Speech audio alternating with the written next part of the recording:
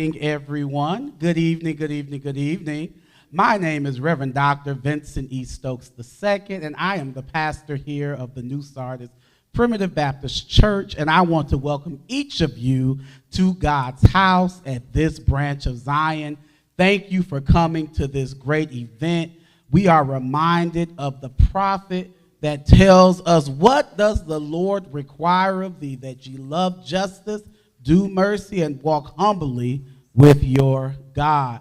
And with that, we know that you will get excited about the various subjects that will be presented to this evening. I just want to encourage you to be mindful that this is our sacred space, and we want you to maintain the sacredness of our space.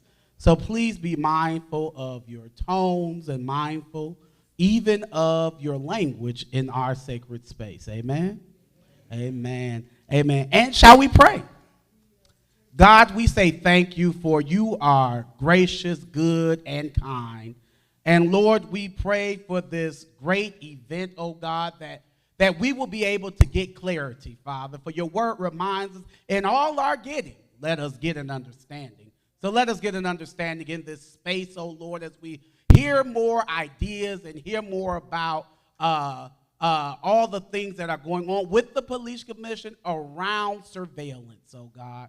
And even when our passions become excited, oh Lord, we pray that we are able to control ourselves in a space that is sacred. We ask this prayer in Jesus' name. Amen. And I now introduce to you the moderator of this great event. He is on the police commission. His name is Mr. Pete Van Leer. Mr. Pete Van Leer. Thank you, Reverend Stokes. And thank you and the Cleveland Clergy Coalition and this church for welcoming us into this space. I'm not actually the moderator. I will introduce the moderator shortly. But I am a member of the Police Commission, and so I'd like to thank everybody on behalf of that. And I want to welcome you all into this space. Thanks for being here. I know there's a lot of things you could be doing tonight. It's a beautiful night out, so I really appreciate you being here. You're an important part of this meeting, of this session. So the issue of surveillance technology and how it's used, it's a matter of I think, of utmost importance to the city, to everybody who lives here, and to the Police Commission. So I'm looking forward to the discussion, to hearing from all these people who are involved in one way or another in this work, and from hearing from you all. I wanted to thank some folks who are here, Black Lives Matter, organizations and people who've been involved in pulling this together. And actually, in a lot of the work of the Commission and the Surveillance Technology Work Group that looks at the policies that govern this work, the surveillance technology. So Black Lives Matter, Cleveland State University College of Law, the ACLU of Ohio, the Social Justice Institute at Case Western Reserve University, and the Cleveland Division of Police. So they're all going to be here. They're all here on the front panel tonight, and that's just that's that. So as you may know, Cleveland voters a couple years ago gave the CPC, the new CPC, different powers. And part of that is final authority over general police orders, and that includes orders that govern the use of technology. So I mentioned the work group we have, and we have several members here tonight, and we have community members on that group. If anybody's interested in learning more about that, please reach out to me or talk to me tonight.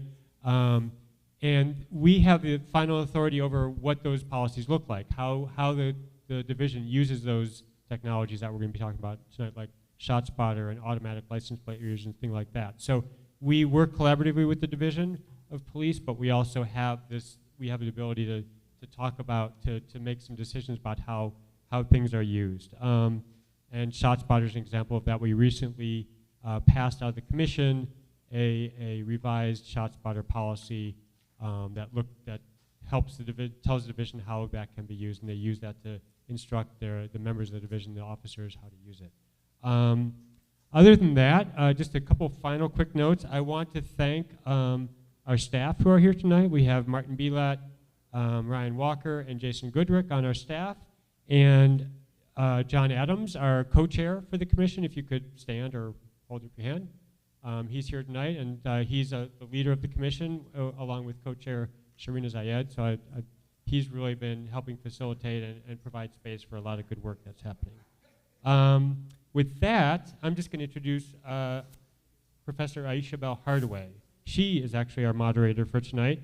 She's a professor at the Case Western Reserve's University School of Law, and her research focuses on criminal law, policing, and the intersection of race and the law. Her most recent work examines legal efforts to remedy police misconduct and abuses through federal intervention and community oversight. She has served on the monitoring team for the Cleveland Consent Decree and is director of the Social Justice Law Center and the Case Western University's Social Justice Institute, where she works with students and the broader community in the exploration of pressing social justice issues through research, community conversations, guest lectures, and curricular offerings. So, Professor Hardaway, it's all yours.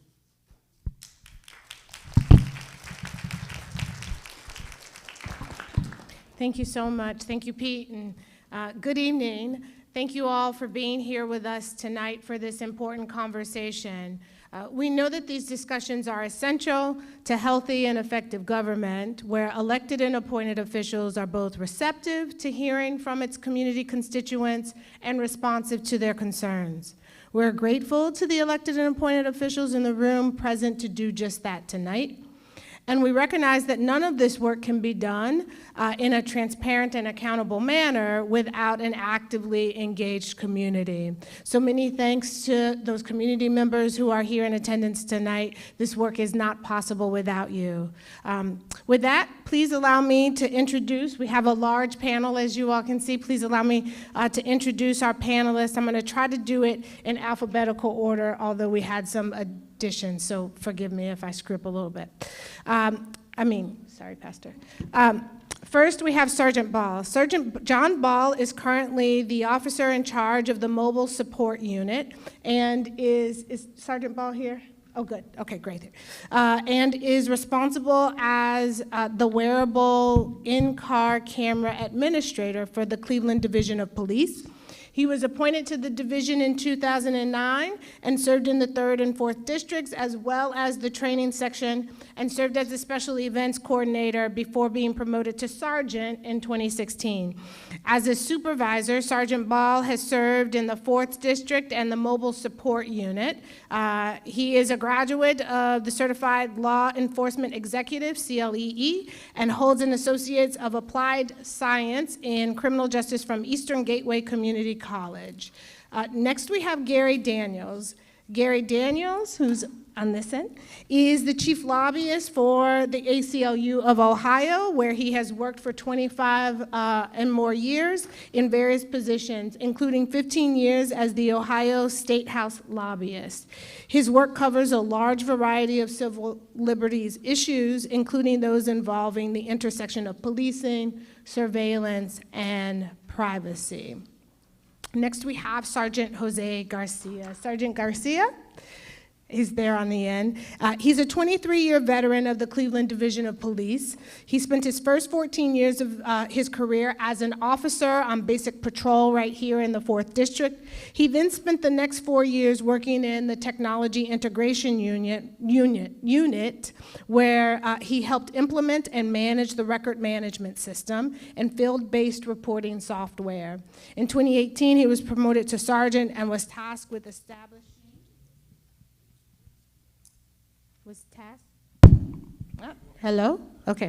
was tasked with establishing and managing the real-time crime center. All right.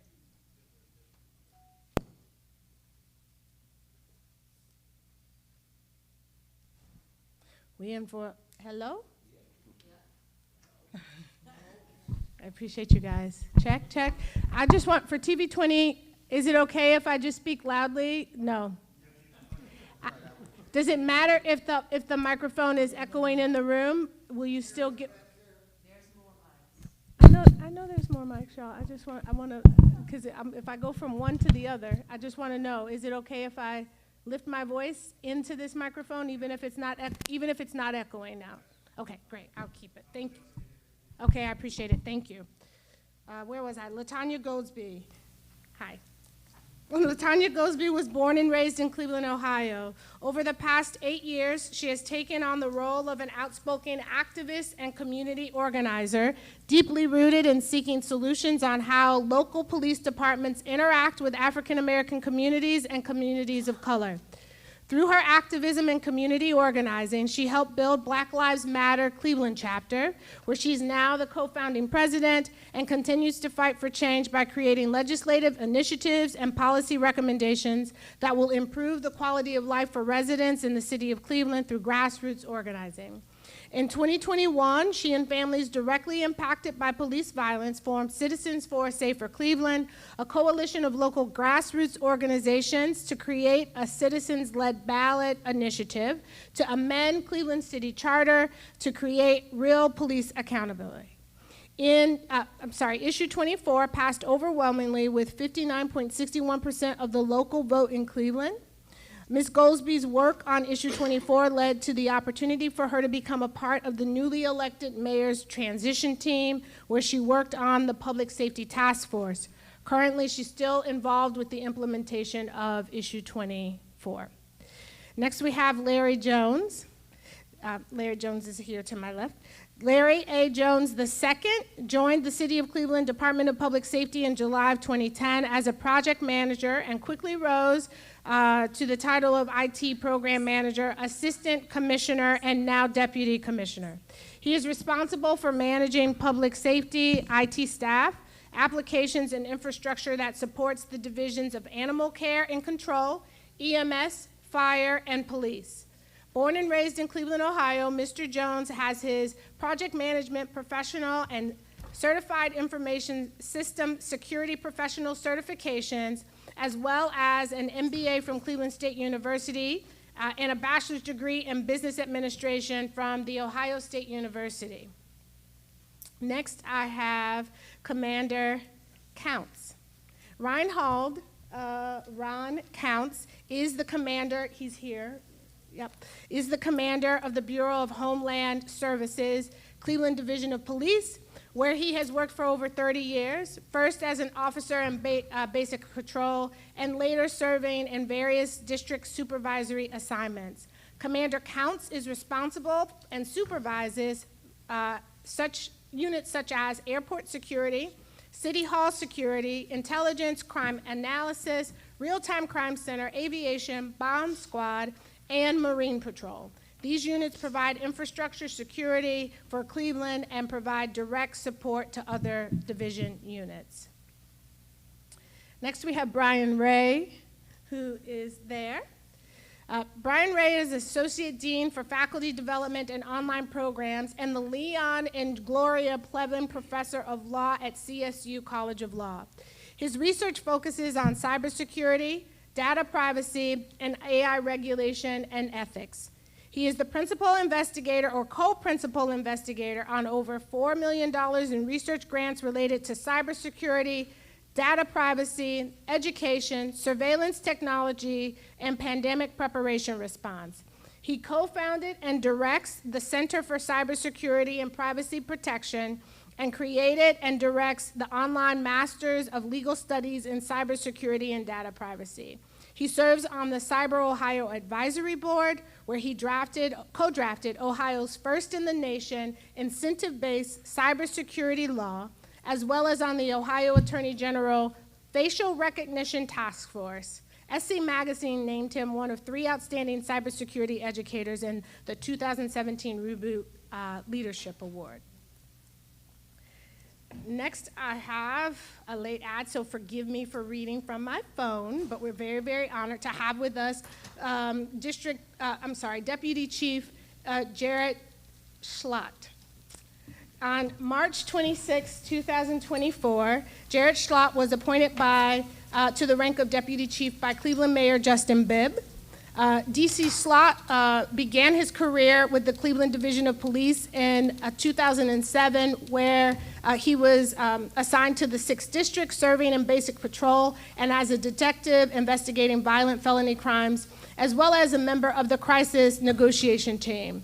He was promoted to sergeant in 2017, where he supervised officers on basic patrol in the 2nd District, and later to the Chief's Office Commander's staff, where he was promoted, Commander Schlott was promoted to the rank of lieutenant in 2020, where he served in the Chief's Office as the officer in charge of the Internal Affairs Unit. In December of 2022, he was promoted to rank of commander of 3 of the 1st District. I think I read that right, Commander. All right. Oh, commander of the 1st District, not 3. Got it. He's raised by a single mother in Southwest Detroit, Michigan. He attended Central State University, where he received a Bachelor of Arts degree in criminal justice. And he's a graduate of the FBI National Academy, the Federal Bureau of Investigation National Academy, the Police Executive Leadership College, and the International Association of Chief of Police Leadership in Police Organizations. Would you all please join me in giving a warm welcome to all of our panelists?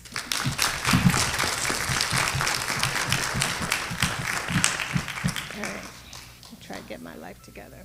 Okay, in terms of the order of presentations for tonight's events, I just want to give you all, I see more people have come in, thank you and welcome, give you a preview of how things are going to go. First, we'll hear from members of the Cleveland Division of Police, as well as the City of Cleveland, who will provide information about the technology currently in use, along with the description of how that technology is being used. It's anticipated that that initial presentation will take approximately 20 minutes. From there, each of the remaining panelists will have 5 minutes to provide an immediate response to what we learned from CDP tonight, as well as any other remarks that they may have to share. We'll move to a period of moderated questions, but the thing that I came here for after we have the moderated questions is to hear questions from all of you. And so we'll conclude with a Q&A session from the audience to clean up anything that was not covered in the initial presentations. There are microphones here in the space. I'll talk more about the expectations for the Q&A portion when we get closer to it. With that, I'll turn it over to CDP for your initial presentation.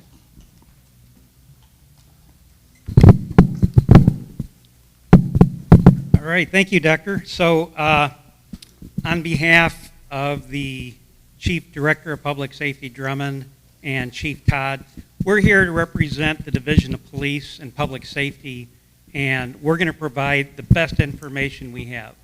We're talking about a subject that is constantly changing, just like our world is changing with new technology that keeps coming on. So we've been behind the times in Cleveland. We're catching up quickly.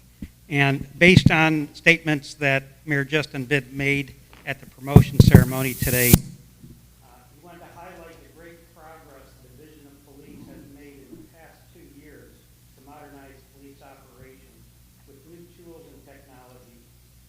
We are focused on continued improvements to do a better job in Cleveland, enhance our engagement with community groups and residents, and that's where our strength is. So we're going to focus not just on technology, but being able to work with groups. Am I working? No. Test. That's not our system, it's their system. So we're tied into it. So if we don't hear it in the room, we don't. Test. Okay. Thank you. So our agenda today, we're going to cover the wearable camera system first, the in-dash camera system, the gunshot detection system that the City of Cleveland has, the Safe Smart Camera program, which has been in use now for years, and was also part of the LED enhancement program that you see on the streets here. Brighter lights, less electricity. License plate reader system, and finally, we're going to cover a video management system. So we'd like to start off with Commissioner Jones, and he's going to cover the first several items here. Thank you, Commander. Good evening, everyone. Yep, so when we talk about wearable camera systems, so essentially body-worn cameras. So one of the things I want to bring up is that the city was one of the first major cities back in 2015 to actually deploy body-worn cameras. So during that time period, we actually visited a couple different cities, figured out what worked, what didn't work. we went through a request for proposal process. So essentially, we invited vendors to come in, show us their technologies, formed a committee, actually had local citizen representation, actually a member from the NAACP at the time, sat on the policy committee as well, vetted those solutions and settled on our current vendor. One of the things I want to mention is that as it relates to the body-worn camera, every member of the division is issued a camera. So essentially, from the chief down to the patrol officers, this. He's fine. Yeah.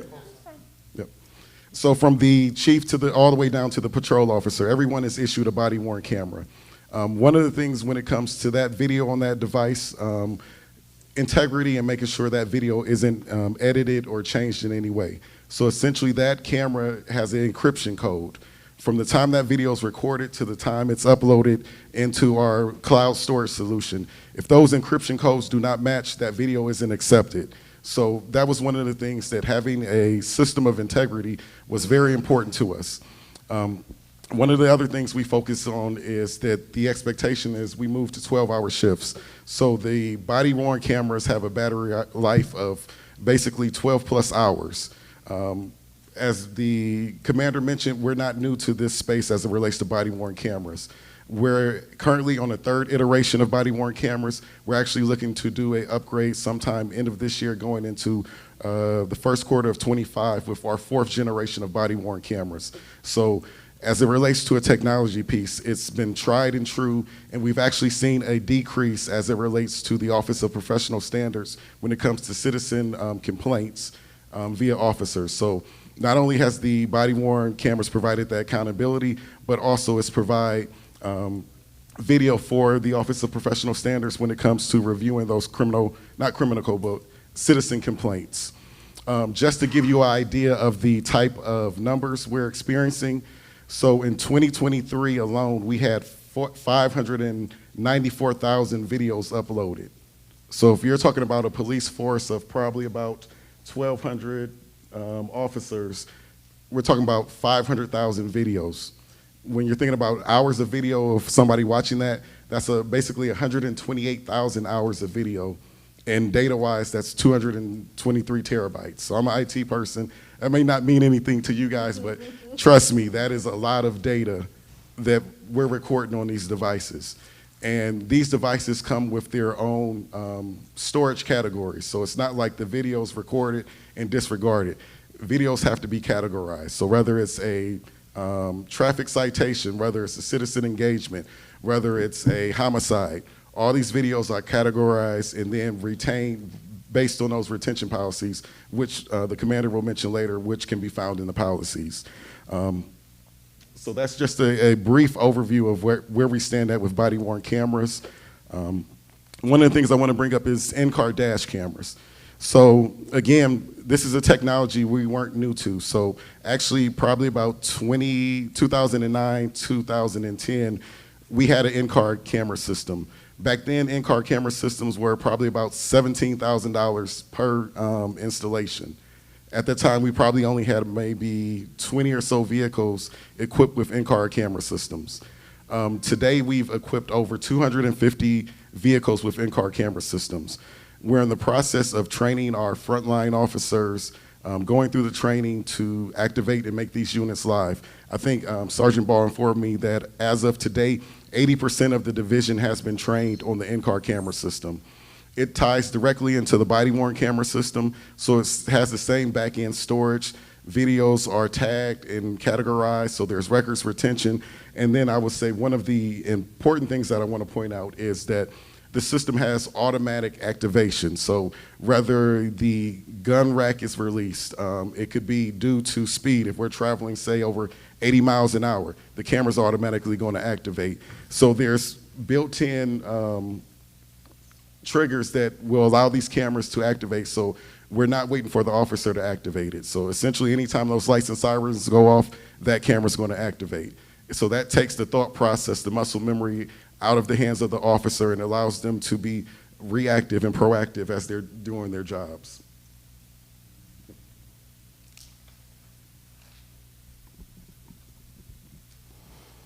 All right, so gunshot technology is the next one.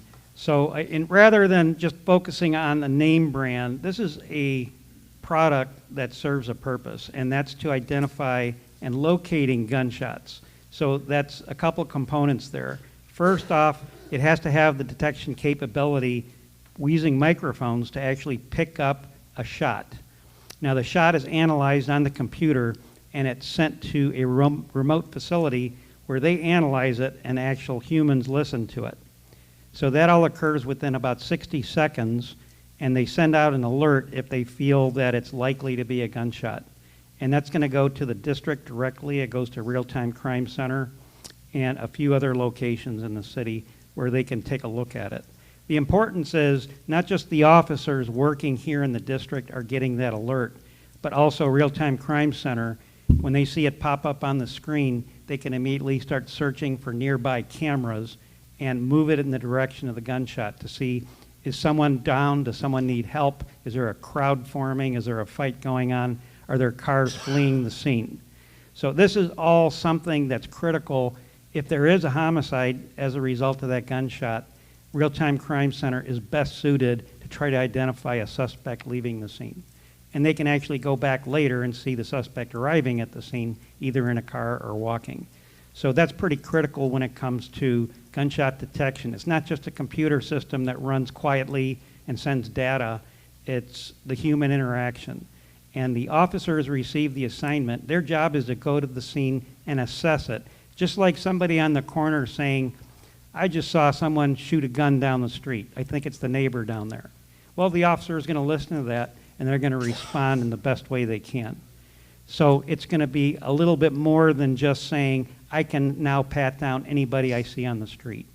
They're going to make an assessment, just like the officers have always done, and say, is there someone that's holding something in a pocket? Does it look like they're doing something unusual? Is there a fight going on, an argument back and forth? So they make that assessment. But getting the officers on scene, making it accurate, we're pretty much at 90% accuracy when it comes to gunshot detection, that it's a real gunshot and where it's at. So that's pretty good, 90%. As far as the overview, beyond this, we received funding. So we started with a small area in the 4th District. Mount Pleasant was covered. So it was just a small 3 square mile area. But we selected a place in the city where there was more of a volume of gunshots because we really wanted to test the system.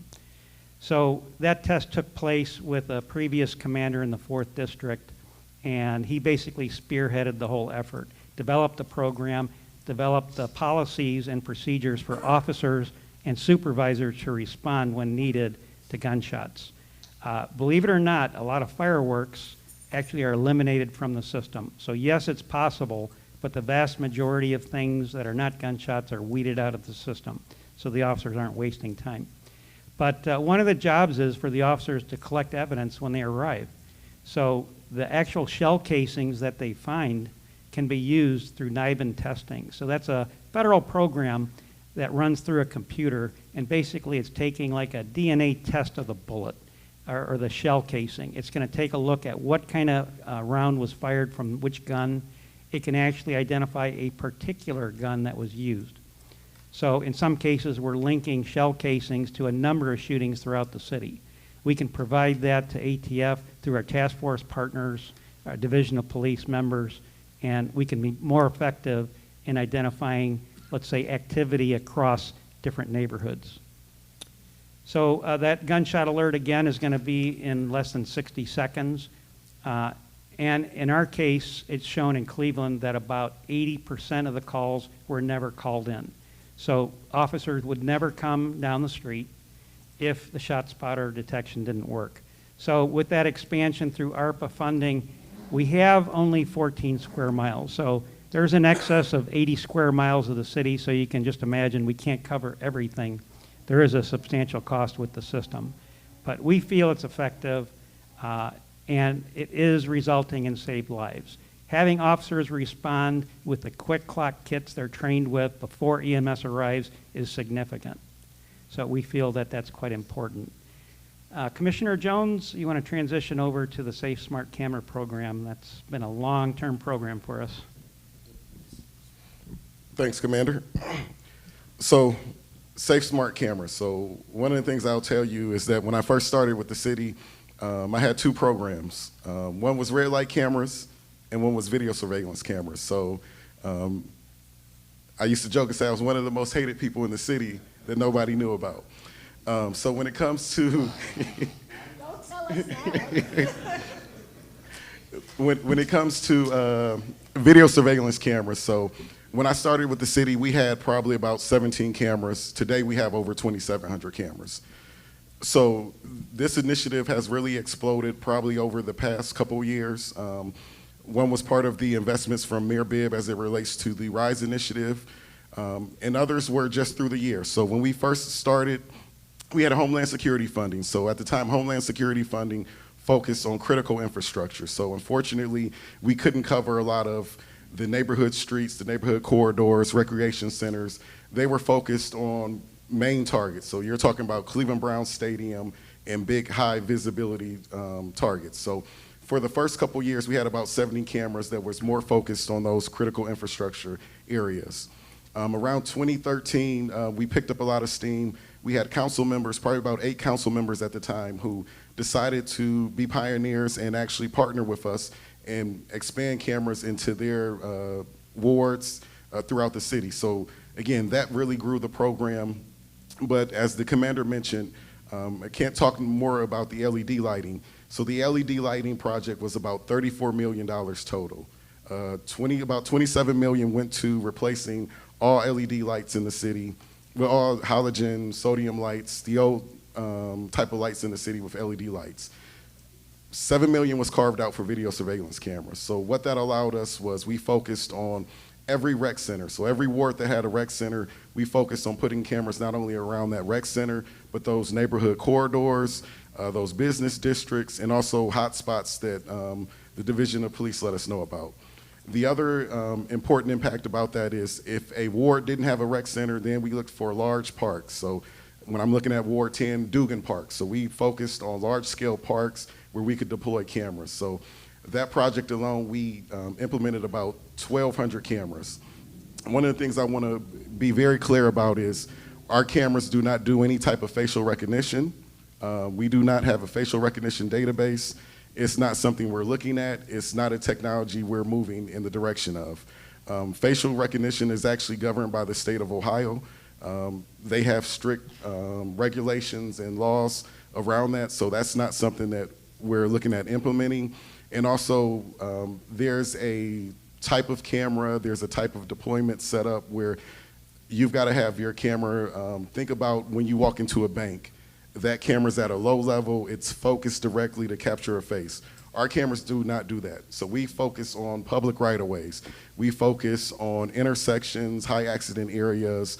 We focus on the neighborhood rec centers. So where anywhere could be from 12 to 15 feet up in the air. So we're not even at a level where our cameras are going to capture those type of images. When the Sarge speaks, he'll tell you more about the Real-Time Crime Center and the work they actually do with these video surveillance cameras.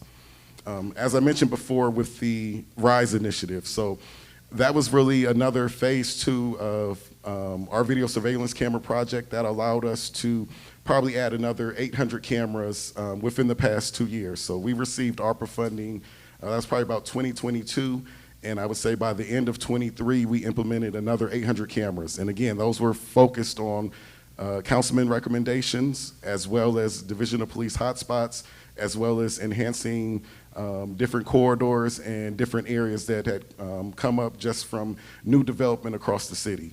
And that's always been the focus of the camera program. One of the things we were fortunate enough via the Real-Time Crime Center and the work they do is we have great folks who go after grants. So we received a couple grants. And one of the things we focused on the grants is being more responsive because when you have a video surveillance camera, it's at a fixed location.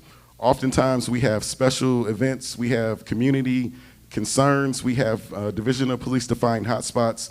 So we focused on getting essentially quick, temporary deployable cameras that we can deploy to certain locations for if it's up to 2 weeks, up to 3 weeks, but we can be proactive and deploy these cameras that can potentially run off of battery backup or even be hooked up to electrical. In addition to that, we actually purchased 2 trailers for the same type of effect. So if you've driven anywhere around the county, you've probably seen the county trailers that they drop off at different locations. Previously, we would actually have to reach out to the county and request that asset. And at that time, we're competing with 58 municipalities for that resource. Now we have 2 trailers of our own that we work through with the division, and we can deploy those rapidly whenever we need those.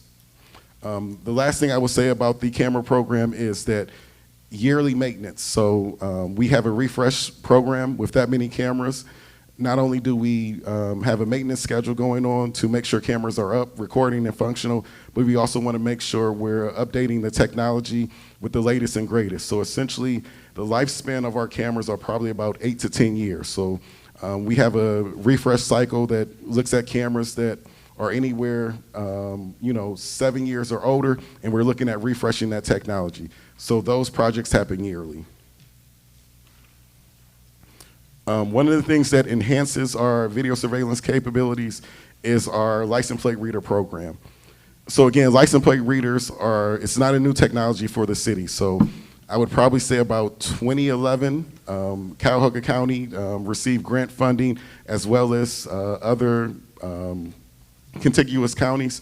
Back then, the commander and I actually served on, it was Region 2 Homeland Security Group. So there was a group where the state essentially provided funding to our contiguous counties, so Lake County, Geauga County, Lorain, Ashtabula, and ourselves. There was a license plate reader program that was established then with probably about 39 license plate readers across that region because, as we know, crime just doesn't stay in Cleveland. It travels borders, it travels different counties. So that was our first foray into license plate readers. The county manages that program. It's still up to date. We do have some legacy equipment up and running from the county. One of the things is, though, with that program, we were not only competing with our contiguous county folks, but we were also competing against the other jurisdictions within the county. Again, we were lucky enough to receive some grant funding in 2022, which allowed us to expand and purchase our own license plate reader program. So we now have about 100 license plate readers up throughout the city, essentially, again, focusing on those business corridors, focusing on those high traffic, high accident areas, and those are probably about 20 or so license plate readers per districts. We have 5 districts citywide. And one of the things the Sarge will stress to you is that the license plate readers only provide information about the tag that's on a license plate. So we don't get information about, they're not linked to other databases that will tell you personal information. We get vehicle information. A lot of times our video surveillance cameras will put that car at this intersection at this time. That license plate reader will now give the Real-Time Crime Center additional information so they can hone in and focus their investigation, or now they have follow-up and leads based on, we know who the owner of this vehicle was. So that's been a key and important resource for us as it relates to license plate readers. The other thing is, data is not kept forever. So other municipalities run different types of programs. Our data is stored for 30 days. After that, the data falls off the system. It could be a part of a case, and if it's a part of a case, that's something different that has a different records retention. But if you drive past a license plate reader today, that data is stored for 30 days, and then it's wiped off the system. Okay, we're just about out of our 20-minute allotment here, but if Sergeant Garcia, you want to cover, because you're the beneficiary of everyone here concerning all the units, your unit most benefits from the FUSIS video integration system. So if you want to cover that real quick, and you have about a minute. Okay, great. Thank you, sir. For those who don't know, the Real-Time Crime Center is basically an investigative support unit, which is designed to bring all the different types of technology that we've spoken about today and bring them into one location so we can better serve the officers and the public. We not only take all the video that comes in addition to the license plate readers, We try to take that and get a picture of what's going on and get that as fast as we can to the officers. Now, in addition to the cameras that the city of Cleveland has purchased, we have a program that we have with the public, that we actually engage the public, usually private businesses, to request if businesses wants to give us access to their camera system. We supply them with a system that allows us to view their system. This is only what that business wants to give us, and they control it. We don't control it. If the business says, I'm going to give you one camera in the front of the store, that's all we get. And at any point, the business can shut it off from us. We don't control it. That is completely on the business side. The other part of this project is for citizens. If citizens want to let us know that they have a camera in their house, they have the ability to register their cameras so that in case there is something happens on their street, and we have someone who to contact to ask them for their Ring camera or whatever private camera that they have.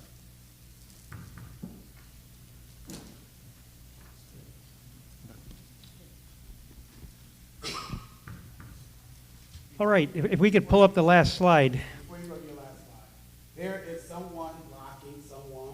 You're driving a Buick, look like a lacrosse, KHM 7328. KHM 7328. Let him ask his question, then you can get up so we don't know shoot. Okay, if we could have the last slide. That's basically the location where you could go online, at home, at work, and take a look at our policies. Is that one up? There we go. Use a QR code, or if you want to take a photo with your camera, the actual address is below that.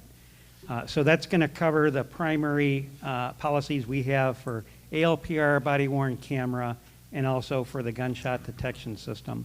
And I'd like to reiterate that none of our systems result in tickets for traffic violations. That is not what the system is for. And we're not using it for citing people like the old-fashioned camera system used to do. Director, that's all I have. Okay, great. Thank you. We didn't talk about this, but in the order of, or maybe we did. You want, right, well, no, I think, oh, yes, you did say you were going to go last. Okay, you could. Let's just, you all want 5 minutes? Want to go this way? Yep, and then you all can duke it out for last. But we are in a sanctuary. Okay. So first we'll have, is that all right? Yes? LaTanya? Yes. Okay, so first we'll have LaTanya Goldsby with Black Lives Matter Cleveland. Okay. Thank you. Can you all hear me? Okay, great. I would just say that, BLM Cleveland has started advocating against ShotSpotter and the use of their technology in our community, based specifically on the placement of those microphones and sensors. Currently, right now in Cleveland, there are 114 ShotSpotter sensors and microphones in our community, but they're predominantly placed in Black and brown communities, which one would believe that this software system or what have you could be inherently racist based on the particular placement of these microphones. We know that historically these communities that they claim have high concentration area or violence have been historically disenfranchised. These are communities that lack resources to housing, resources to jobs, and so we know that thriving communities have resources. And so when politicians fail to address social problems, we receive more policing in our communities, more surveillance in our communities, and more criminalization. And so this is why BLM Cleveland began to advocate against ShotSpotter within the city of Cleveland, because it has no impact on gun violence. It does not reduce the crime that we see in our community. Crime status and throughout the 4 years that we've had ShotSpotter. And so there is no quantitative data that we can link to the impact of gun violence, and it's reducing the gun violence in our communities. Good evening, everyone. Brian Ray. It's very nice to have this big of a crowd listening to this important topic. My background is in law, obviously, but in the last several years, I've worked with a number of communities that have local ordinances that require a structured process, and usually a process that includes engagement with the community around whether and how to use police surveillance technologies. The city that I've worked most closely with is the city of Oakland. I ran a clinic with students that did a project that worked with their privacy commission to use their process. And in essence, what these processes try to do is ask several really basic questions around these technologies. The first, as LaTanya highlighted, is do they work and are they worth it? So it's a cost-benefit analysis at the beginning. What's it actually cost in terms of money? And then what are the societal costs that it might impose, including, as LaTanya emphasized, where it's deployed, and in connection with other technologies in the aggregate, are we deploying these in ways that disproportionately affect certain communities? And as Tanya highlighted, historically, policing and police technologies have been placed and therefore produce more policing in poor communities and communities of color. And so these processes and the communities that have these processes start with that question. What are we paying for this? What is it supposed to do? And is it worth the cost, both financially and in terms of what it's doing writ large in our communities? Related to that, the related question is, are these technologies and the way we're planning to use them consistent with our values, right? And these values encompass a range of things, but most prominently privacy and equity. And the equity concerns are exactly the ones that LaTanya underscored. Again, where are we deploying them? What does that mean in terms of how we're using our police presence? But correspondingly, are they providing the safety benefit that they're supposed to? If they are, of course, we want to use them. We want them to make our police force more effective, more efficient. If ShotSpotter works, then it can be a powerful tool. But one of the hard questions is it does work. ShotSpotter is a great example because they went to great lengths when they originally launched to work with a nonprofit out of NYU to make their system more private. They centralize the audio that comes out. They minimize the amount of audio. They use trained examiners to look initially at what's essentially a sound print force. That eliminated the problem of untrained officers listening to raw audio and potentially getting information that they shouldn't have. But then the question was started to raise in a number of communities, is it working, right? If it's not working, then what are we doing? Well, we're deploying police officers in a high-risk situation with assumption of a gunshot into communities that are already over-policed. So these are the kinds of questions that a process like this can kind of wrap their hands around. And then related to that, these communities put in place policies that it sounds like, and I know from working with Larry on a small project around illegal dumping, I know that the city and the police are doing a lot of really good things we'd want to do. But if we're not engaging the community in those processes, it doesn't allow for that back and forth and raising some issues that might get missed when you're narrowly focusing on a single technology and a single use as opposed to the aggregate. And then putting in place an accountability and transparency system that allows for that oversight, allows for that reporting out. Hey, is this doing what we thought it would do? Who's using it?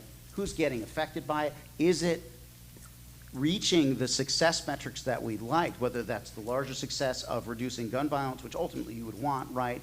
Or even is it, and how do we gauge the 90% accuracy? I have no basis to criticize or question that claim, but it would be nice to know, and it would be nice if there was a more independent body that was assessing that analysis, that conclusion that it's 90% accurate when it comes to ShotSpotter. So I'll stop there, but this is the kind of thing that we're starting to do with the Police Commission, and we hope that we'll have an opportunity to partner with the police in the city to do more of.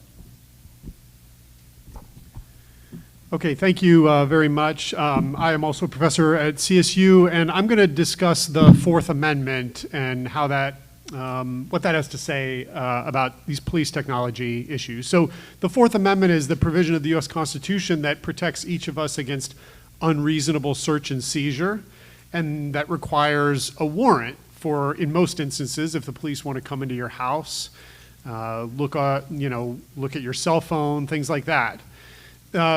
The traditional view under the Fourth Amendment is if the police were looking around outside, Fourth Amendment kind of had nothing to say about it. It wasn't an unreasonable search or seizure. Cop can stand on the street corner, just observe what's going on in the neighborhood. They can follow you down the street if they want to. It's just outside. Anybody can see you with what you're doing.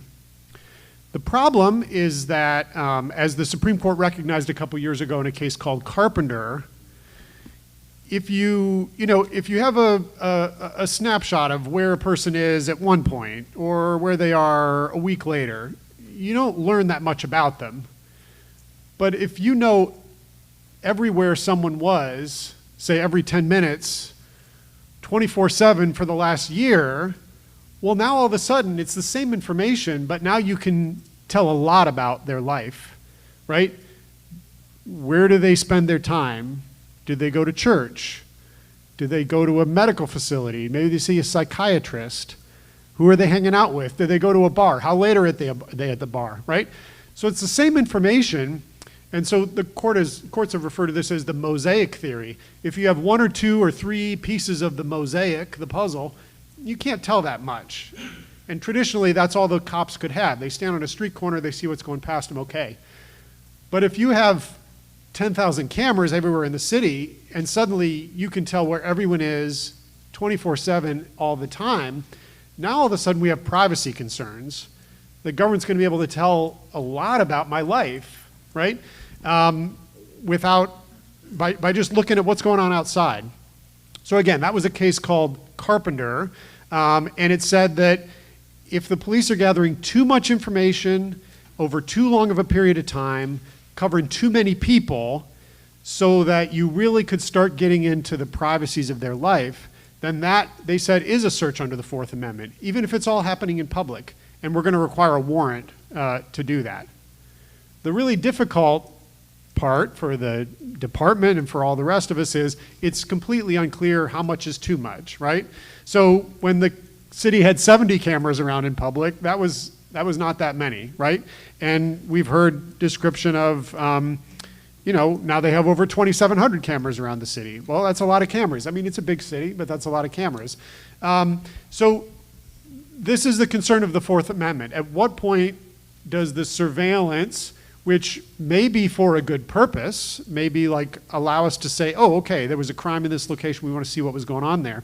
But at what point does it give the capacity of the government to use it for bad purposes, if they're so inclined, right? To start figuring out where a particular individual is and what they're doing, even though they don't really have probable cause to believe that they can persuade a magistrate that that person's committing a crime, right? So that's the Fourth Amendment concern. And what's a little probably frustrating for police departments is, of course, they're trying to do their job. And that rule that the Supreme Court laid out essentially means the better your systems get, the more comprehensive they get, the more accurate they get, it starts becoming a Fourth Amendment problem, because it maybe allows you to solve crime better, but it also allows you to intrude into people's privacy in a more serious and intrusive way. So that's the really difficult challenge, and I don't have an easy solution for you here, but I want to just kind of weigh in and say that's what the Supreme Court has said most recently about the Fourth Amendment and this issue of large-scale police surveillance of communities. So that's my 2 cents for now. Good evening, everybody. Thanks for coming here tonight. I'm a 2-time Cleveland resident. I live in Columbus. I drove up for this, so it's nice to be back here. I joked around with some of our panelists that although I'm a diehard Cleveland sports fan, it's nice that the Cavs aren't playing tonight, even though I don't like that, because there probably would have been a lot less of us here if that happened. And so thank you all for coming. Thank you to Reverend Stokes for opening up this building, and particularly the sanctuary, for what I think is a crucially important issue and discussion here. I will confess I said a little prayer because I agreed to go last and sort of that cleanup here. So I said a little prayer and said, Lord, please let me have enough to say after everybody else is done here. Hopefully there will be something. So all that said, I'll be brief and touch on a few things that haven't been, and take us up to the 30,000-foot level here. One of my concerns working statewide on these issues is really almost no matter what city you go to, you're talking about technology with very serious privacy implications that keeps getting better and better over time, that is very much unregulated and unrestricted, except for police department or sheriff's office or whomever, state highway patrol policies. Now, policies don't have any force of the law. City council passes something and makes it an ordinance, well, there you go. But as you travel around Ohio, and as I talk to reporters and I talk to people who live in different communities, you kind of have a Wild West atmosphere out here in that you have law enforcement continually adopting and using and purchasing this technology, but what really restrains them from going further in regard to, we're going to surveil more people, we're going to keep the data for even longer, we're going to use it for purposes that it wasn't originally intended, or we said that it was intended for. To give you an example with automatic license plate readers, I remember a press call about 13, 14 years ago at this point, and I remember it clearly, and it was, automatic license plate readers were just becoming a thing, and the reporter said, now the state, this is the state of Ohio that's going to be using these, and they're going to put them at certain highway exits, and the purpose is to look for stolen cars. What do you think, Mr. ACLU? I said, well, it's not going to stop there. And sure enough, here we are many years later, automatic license plate readers are used for all kinds of things. And that's the kind of thing that we always see with technology in general, and in particular when government is using this type of technology to surveil people. There are three things that are very clear about technology of all type. It gets better over time. Look at the phones in your pockets, the smartphones, your laptops, VCRs, DVD players, everything. Laptops, they get better over time. And they also get cheaper. I can certainly remember where it was one family on the block had a VCR because it was $1,000. And then years later, you could pick them up for $50 at a place like Best Buy. So it gets cheaper over time, it gets better over time, and as a result of 1 and 2, it gets more widespread. And that's what we're seeing with this type of technology over time, is that it's getting cheaper and it's getting better, as some of my co-panelists have touched on here today. So where we are right now is not where we will be with all of this in 2 years or 5 years or 10 years. This surveillance state will continue to creep. And this is a complex issue because none of us, I don't think, like crime, certainly. And there are examples where this technology can be very useful in non-controversial ways. The problem is the controversial ways that it can be used, and it has been touched on, who gets surveilled and why, and that's when we start to run into some real problems. And there's oftentimes that refrain where people will say, well, if you're not doing anything wrong, what's the problem?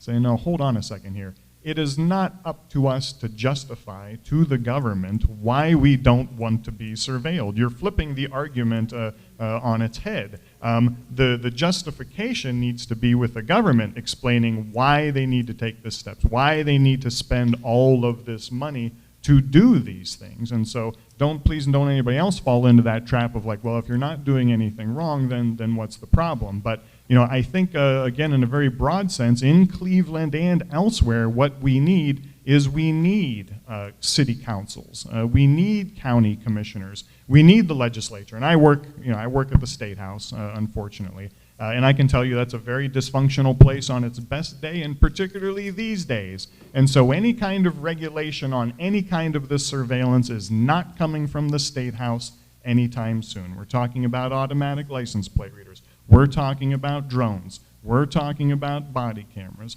We're talking about all kinds of different technology, and technology still to come that we haven't even heard of.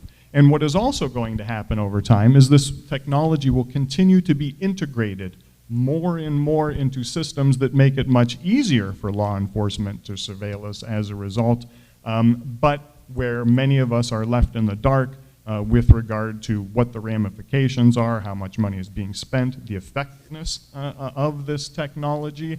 And so the final thing I will say is that I think Professor Ray here was touching on it, perhaps because he mentioned Oakland, but there is out there for grassroots activists a template for getting some regulation done at the local government level. It's called CCOPS, CCOPS.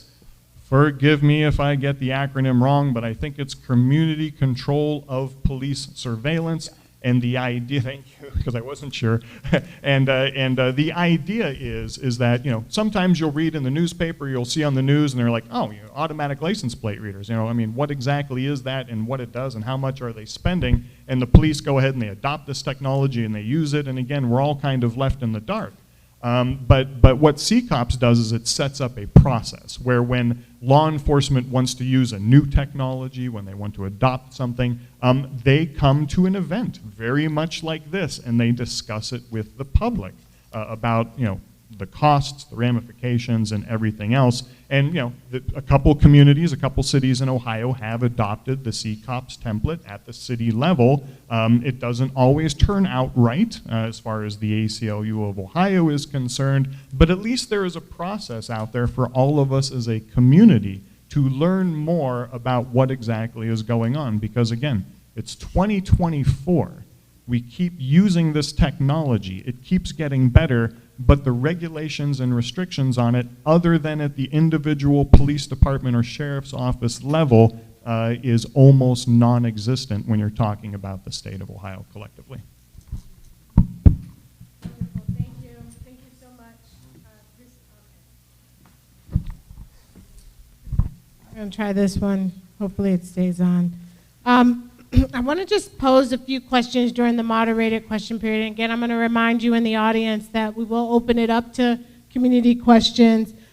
There's a lot of discussion. I'm going to go to the City of Cleveland, to the Division of Police. There's a lot of questions around a ShotSpotter. I appreciated hearing the presentation. I think I'm going to do a couple quick clarifying questions. The first is, I think you mentioned that and I think this was Commander Counts. Did I say that right? Did I get your title right? Thank you. That one of the things that happens is the microphone picks up the audio and it's heard at a remote facility. I'm assuming that facility is not in Cleveland. Is that right? And then alert goes to the district and to the real-time crime center if it is deemed to be a gunshot. You then said that once that happens, there's even the possibility for the cameras, the remote cameras that are detailed to the scene, to then maybe look back and see when a person arrived at the scene, when a suspect, I think was the word you said, arrived at the scene. And I just wanted to understand where the technology for the camera comes into play if ShotSpotter is in fact just an acoustic device and not a video one. But basically, when ShotSpotter goes off, it not only tells us there were gunshots in the area, it shows us the location. So we take that location in with the crime center, and we see it. We then to see if we have any other assets in the area.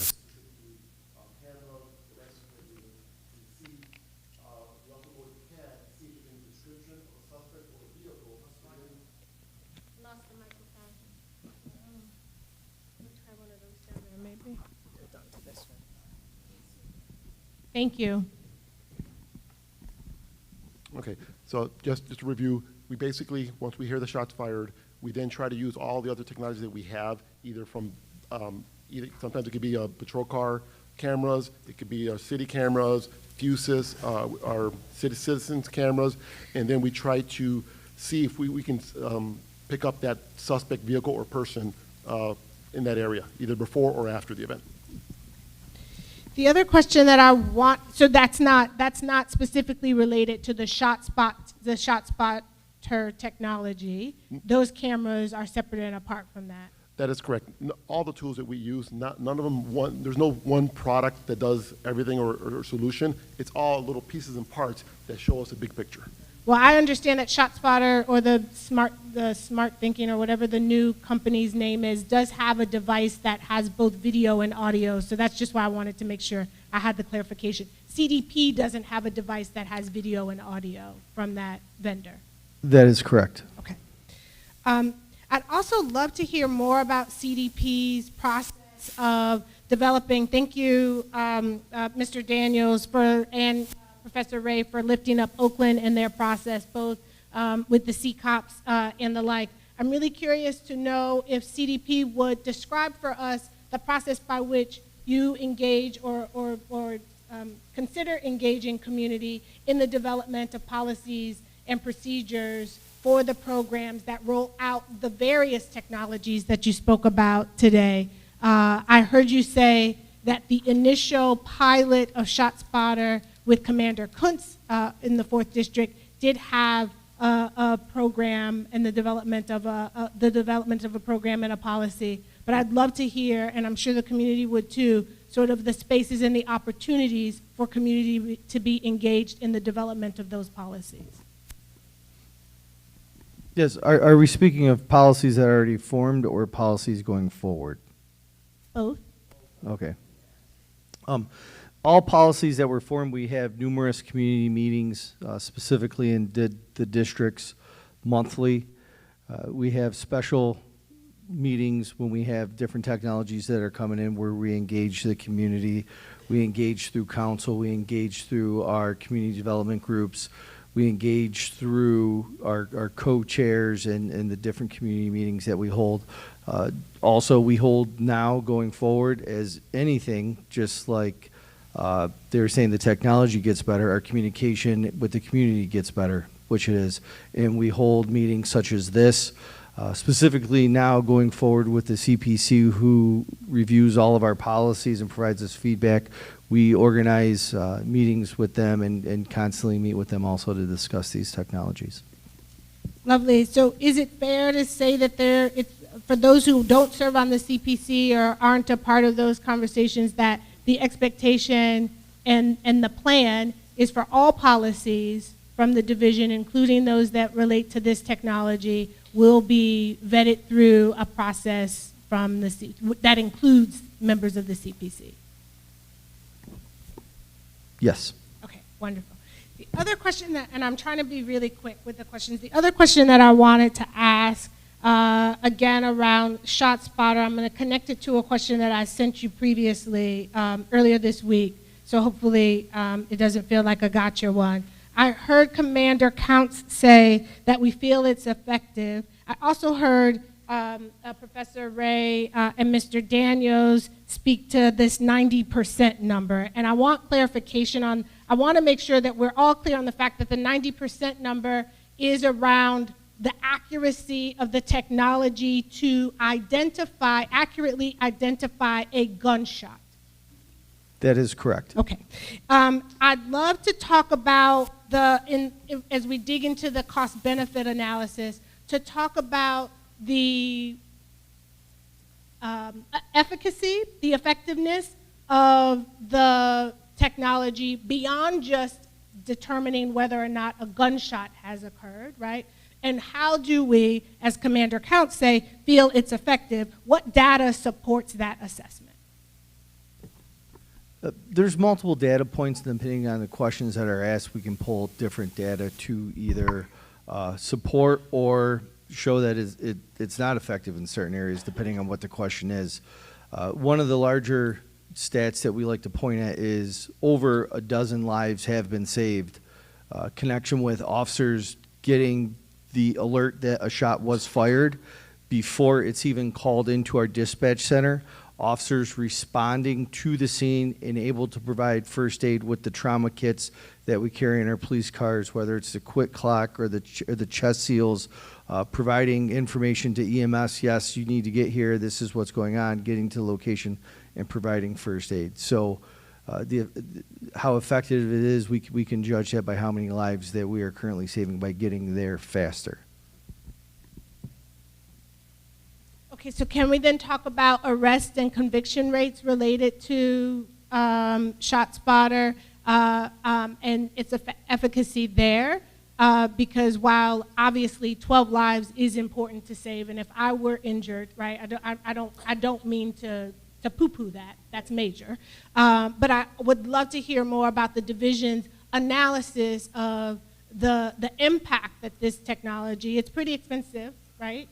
The impact that this technology has had on addressing crime, which, as far as I can tell, is what everybody thinks it's really there for. That's a good question. I know in certain areas, specifically where I was the commander of the 1st District, in our ShotSpotter areas, we saw crime dropped dramatically. And I'm not talking 5-6%, I'm talking 30, 40, 50% of violent crimes in that area. To get a overall analysis of the crime impacts of the city, I'll document that question. I can get the statistics to you to share with the community. Okay, I love that. And I wonder if, because I think it would be important for us to understand, like, if it's the moment where criminals realize Big Brother is watching and therefore then the crime doesn't take place there, right? Is it, is that the reason why crime is going down? I'm not expecting you to have an answer to this, right? Or is it in fact that crime is going down because police are being better are able to be better at their jobs because the technology is there?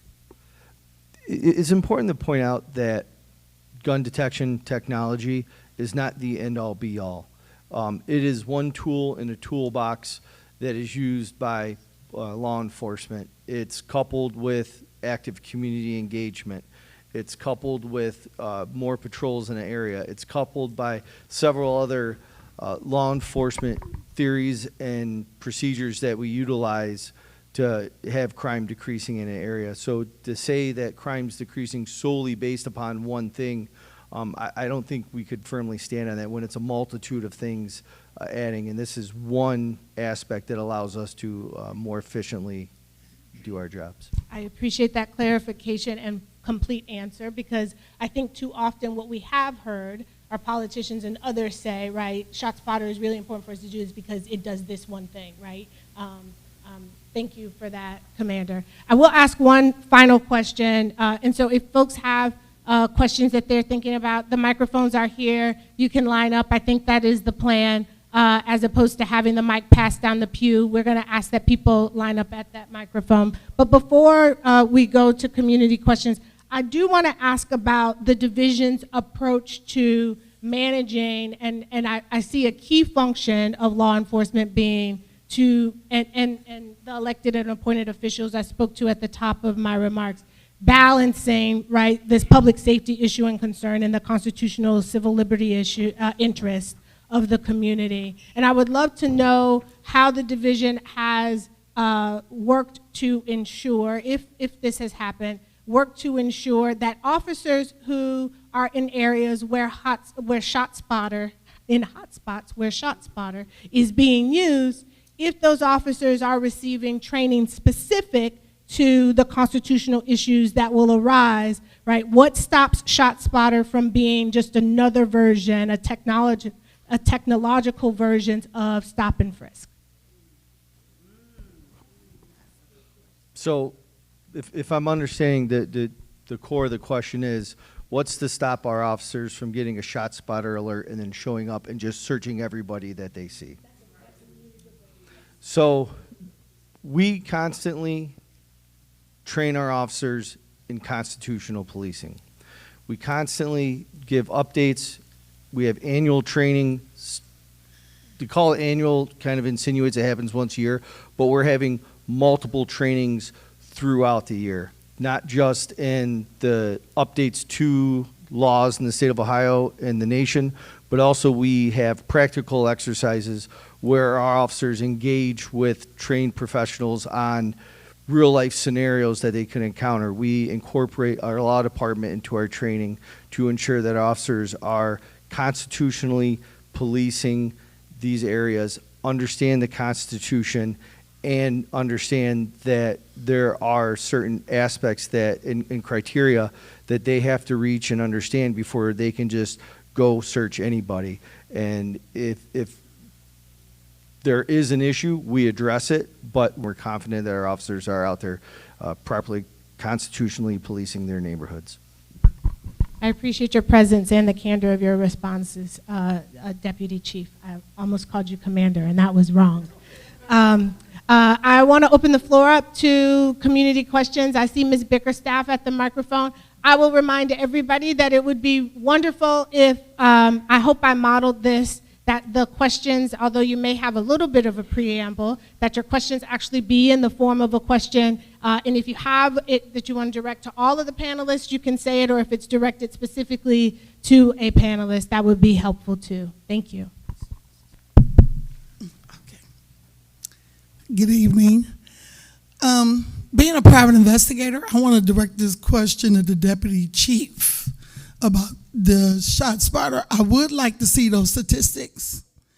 And I believe that Ms. Hardaway, Dr. Hardaway asked you a question about the information and the stop and frisk. And I do understand that you said the shot spotter sounds out everything else. They're specifically looking just to hear the shots.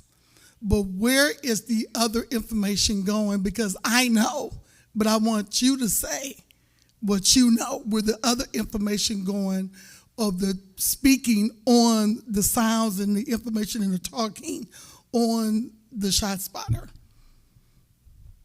Because I know. Where's the other information? Okay, shot spotter, you use it, right? Shot spotter has come into court also, okay?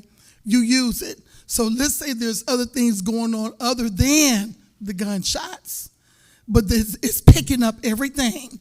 So then it has to focus in just on the gunshots, correct? Where is that other information stored at, and how long do you keep it? I know, but I want you to say it. I'm going to be honest, I don't know the answer of where that's stored at. That's dangerous. Thank you. Okay.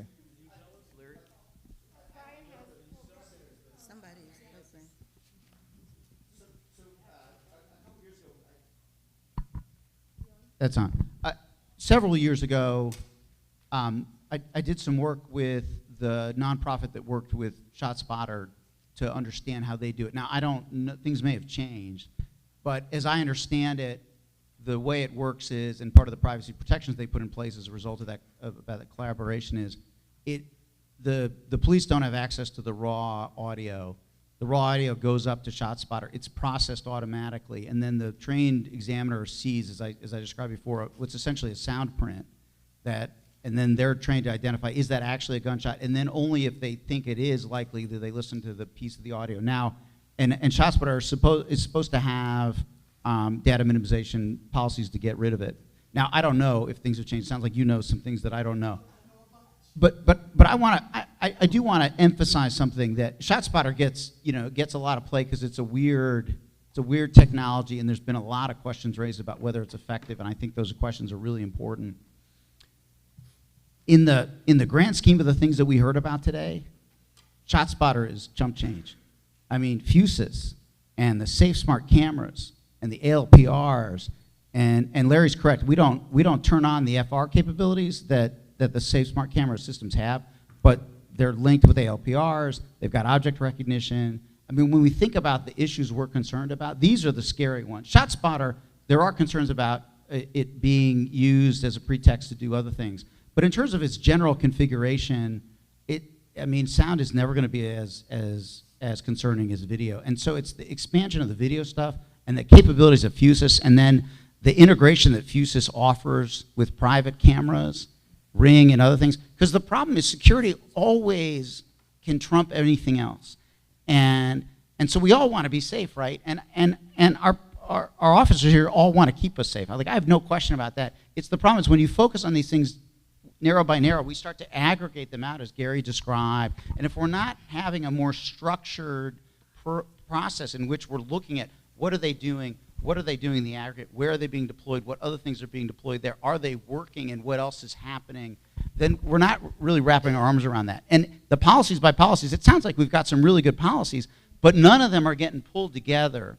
My hope is that this commission can play that role, but I'll be honest, it is hard to do. This commission has a huge mandate to do a lot of things, and if we don't put in place an ordinance or something that's more structured around these specific issues, it's hard to do. Oakland has, I think, the best process, and they don't have enough money or time to do what they need to do, but they do it better than I think anybody else. So I'll be quiet now, and let's hear some other questions. I think Larry has from the city. Yes. So just to clarify, Brian, you are correct. So we do not have access to the live sensors, so we cannot just tune into the sensors and hear what's going on, what's taking place. Also, you're also correct. So they give us that snippet of that audio gunshot, and that may be a 10-second clip, that may be a 3-second clip. as it relates to the sensors, ShotSpotter only records that for 30 hours. After 30 hours, they wipe whatever is on that sensor. So to the commander's point, we don't get access to that, so we don't have that capability of going back and looking or listening to what is taking place via those sensors.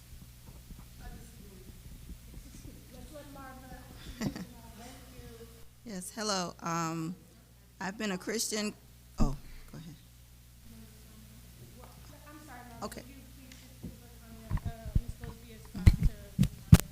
Yeah, I'm sorry. I just wanted to say that, based on the accuracy of ShotSpotter alerts, they do require our police department to report false positives.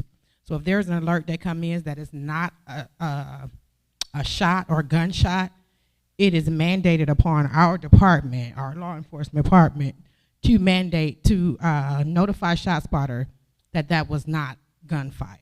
So they are required to report those false positives. And so it would be interesting to know in that data that we're hearing, how many of those shots recorded by ShotSpotter has been determined to be false gunshot reports, and if you have that data on that.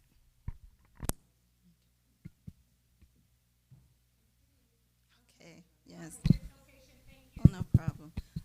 I've been a Christian community activist in the city for over 25 years. I've seen a lot, been there, but I have an observation, comment, and question, and I will keep it extremely brief. I was in another community, and they were talking about the cameras of surveillance that they had out, but a positive part on that was they were able to catch a thief who had just stolen from a convenience store. Now, had the cameras not been present, they couldn't have spotted this guy going down the street, turning on a corner, going down another street. So the cameras were actually able to track this person, so they were able to apprehend that individual. The other thing was there was another robbery that was taking place. Since the cameras were was in a very good position to capture a gentleman who had just argued with an employee inside the store and had robbed the store, had came out and gotten into their car. But had the cameras not been there, they would not have captured this individual, so the police could not have gotten there quick enough to apprehend this individual. So those are some pluses that I've seen. So I just wanted to add that. Comment, we have a community that has gone through a lot of trauma because of police misconduct. And I talk about one particular case because this case has not been resolved. They have asked for an investigation. So I'm hoping this evening someone can help out this family. That there's a issue with police use of force with this particular family, and the daughter cannot find resolution because there is a felony that she has, and the police officer said there was, that she spit on them. Well, it was actually vomit, not proven in a court that it was actually nothing but vomit. The court didn't care. And this was under Judge Daniel Gall. So I'm asking for someone to really step up and take a look at the facts and merits of this particular case so this young lady and her mother can lead a decent life, because the daughter cannot find a job because of this, this particular felony. Felony expungement has not helped. So if we're talking about helping our communities, this is how you start. You take a look at the cases, you take a look at the people, you try to heal them, because this has gone on far too long. Our communities need healing. We have a lot of policies, but some of these policies have no teeth. There's nothing put in place to force accountability, because as a children, if you steal a cookie out of the cookie jar, then there's a punishment behind that. So the child changes and gets better. My question, at what point will we actually have some resolutions? Because we can sit, I've been in tons of meetings, we can talk about this till the cows come home, but we need resolutions, and we need people to step up and make sure that the individuals in our communities, all communities, I'm not just saying ours, those that are most affected, have those resolutions. So that's it. Thank you. So this family, I really need help. I will. After the meeting, we can meet, and I'll provide you my information, and hopefully we can connect with them, and we could look into this for you.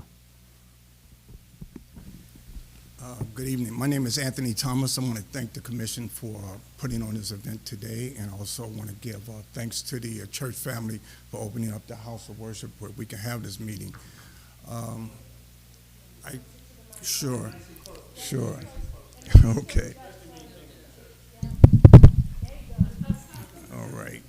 Again, so I have taken this opportunity to come out today because of certain things that's on my heart. And I want to just be, frank with you guys. I can honestly say that I don't trust any of you.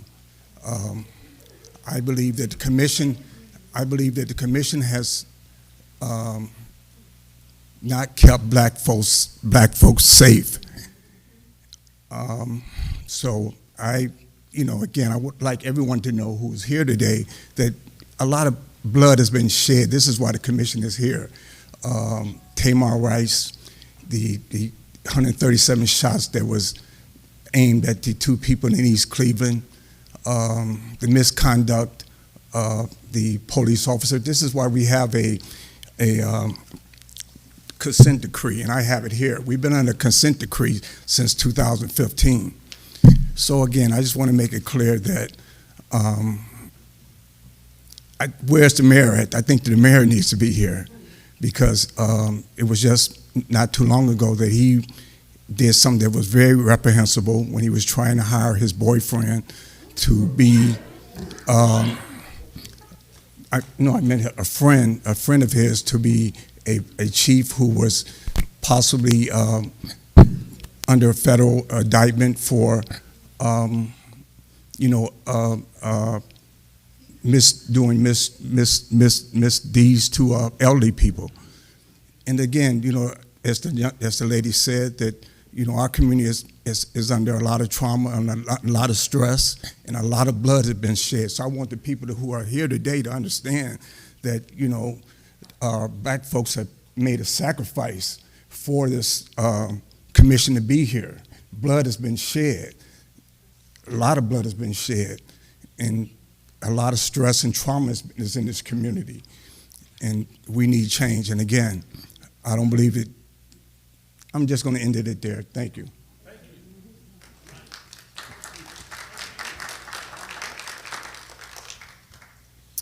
I just had a question for one of the police officers, just about the body cams. So I know there was talk about cameras in the police vehicles, how those would turn on after you were going 80 miles per hour, or the guns were out or something. So I was just wondering, with the body cams on the police, first of all, is that just something that the police officer turns on manually, or is there something that sets that off to be turned on?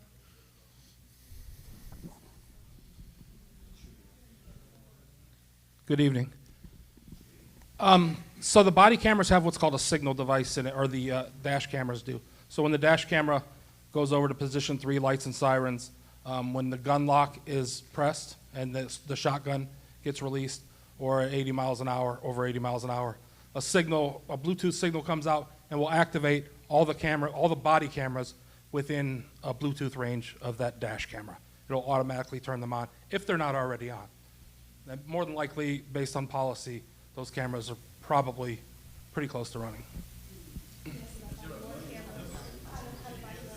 I'm talking the body-worn cameras a camera on the police officer, So the body-worn cameras are turned on by pressing a button, a big button in the middle of the camera twice, or they'll be automatically turned on by that fleet camera if any of those triggers happen as well. So that's activated by the police officer, or by if an officer gets a call for service, right? They get a dispatch call. They'll self-activate their cameras. If there's an emergency situation where they release the gun lock or they activate their lights and sirens, it'll send out that Bluetooth signal and it'll automatically turn the body cameras on. So there's a couple different ways that they'll turn on. So is that something that's turned on? I think there was talk of that being turned on during interactions with people. Is that something a police officer would turn on just automatically if they're even just talking to someone, or what's the standard for that? Do you know what I mean by that? If I'm understanding, if me and you are just having a casual conversation, am I going to turn my camera on? For casual conversations, no, we do not. If it's an incident where we feel it could be a heated exchange or something along those lines, we are required to activate it. If we could bring the QR code back up, our camera policies are here. If we get the QR code back up there, you can read everything about the policy. And there's papers out front also. I just wanted to point out something also that people should be aware of with regard to how the technology works. I think it's pretty standard now for every body camera to have what is called a buffering period. So what this does is it means, for instance, what we don't want is a situation where police use force against somebody. The body camera shows something's going on, a struggle, a shooting, but we don't know what led up to that. What body cameras essentially do, including in the city of Cleveland, is it will retain that, depending on how it's set, the previous 30 seconds or the previous 60 seconds leading up to that event. So I think that's a positive thing that provides at least some amount of transparency as to what's going on, because you don't want a situation, it's not good, like I said, where you have a law enforcement officer saying, no, they were coming at me with a knife, and you have the person who's been arrested or had use of force against them say, no, that's not what happened at all. So ideally, essentially what you have is a body camera that, for lack of a better term, it's always slumbering, it's always kind of turned on, but the police and others can get access to that 30 seconds or 60 seconds of footage before the event started and the camera really clicked on, for lack of a better way to put it. So the camera is always on in some capacity? We have a line of people behind you. I don't want to cut you off, but I do want you to be cognizant of the fact that there are other people behind you. Are you close to wrapping? I'm close to wrapping up. Okay, one last question, please. Okay, so I guess basically what I'm getting down to is what's stopping police from just not turning on their cameras, or will footage exist if, what's stopping police from not turning on their cameras because they're doing something they're not supposed to be doing?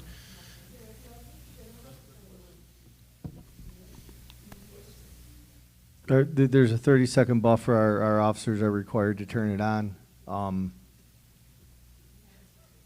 If they don't, we hold them accountable. They get put up on departmental charges, and we discipline them. Okay.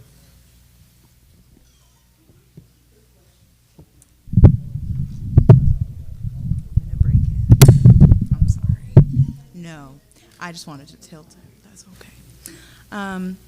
So thanks everybody for coming in and being a part of this discussion. I think it was very important for the community.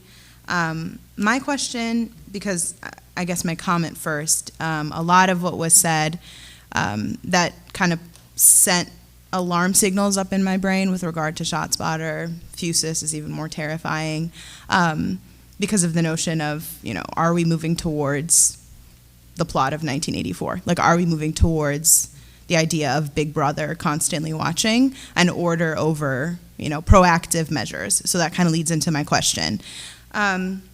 What initiatives are in place to target gun violence proactively rather than exclusively reactively? Because I think a lot of the surveillance gizmos and gadgets we were talking about that have very expensive price tags don't necessarily target gun violence. They kind of target how do we react to it. Because I was made aware recently of New Era is an organization locally who has an initiative of community patrols that showed in the communities that they had these community-led patrols where we are responsible for protecting ourselves. They found that there was a 75% decrease in crime in those areas. So I kind of just wanted to know, maybe if you guys know some proactive measures that are there, but also I think on this side with LaTanya, you kind of mentioned that there were some proactive measures that are targeting gun violence within the communities versus reactive. Thank you. It's a very, very good question. So recently, with Mayor Bibb's RISE initiative, investing in safety for everybody, and his summer safety plan, we're taking a whole of government approach. So it's just not cops out trying to police an area safely. We are taking a whole of government approach. What that means is we're using our data analytics. We're looking at where the high crime areas are, and we're getting out there proactively with the streets department. And we're doing, essentially it's referred to as crime prevention through environmental design. There's precursors to why crimes are committed. Is it because the street lights aren't on, so it's a little bit darker in that neighborhood, and criminals can commit these crimes without being a light being shined on them, and we're gonna have streets come out and replace these street lights? Is it because lots are overgrown and criminals can hide behind bushes and ambush citizens as they're walking down the street? So we're gonna get out there and we're gonna cut back these bushes, and we're gonna take away these opportunities for criminals to feel comfortable and feel safe enough to commit these crimes.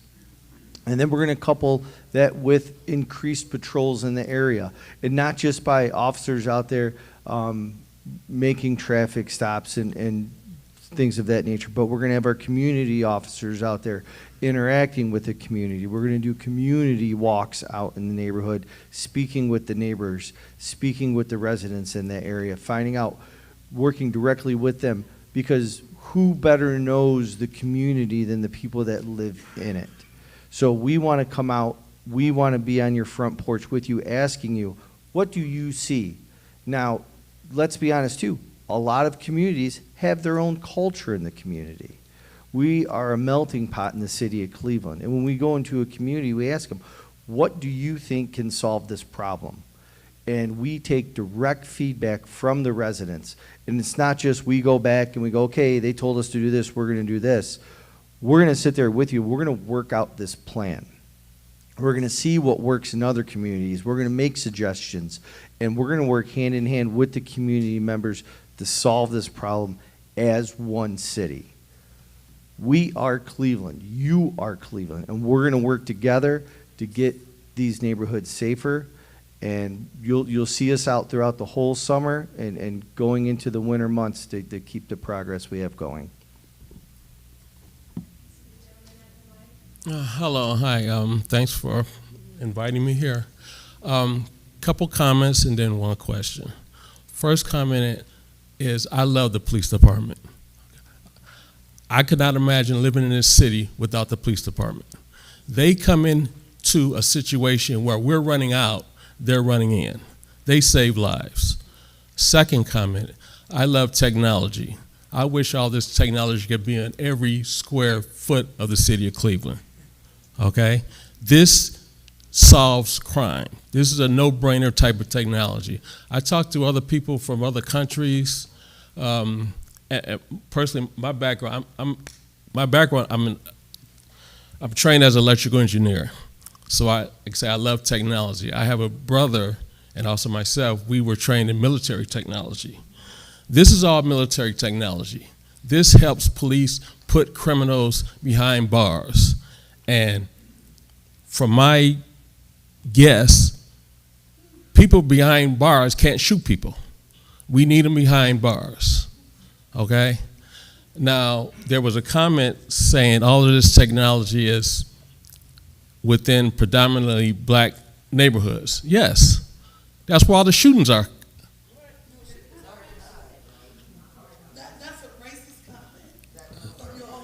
That's a fact.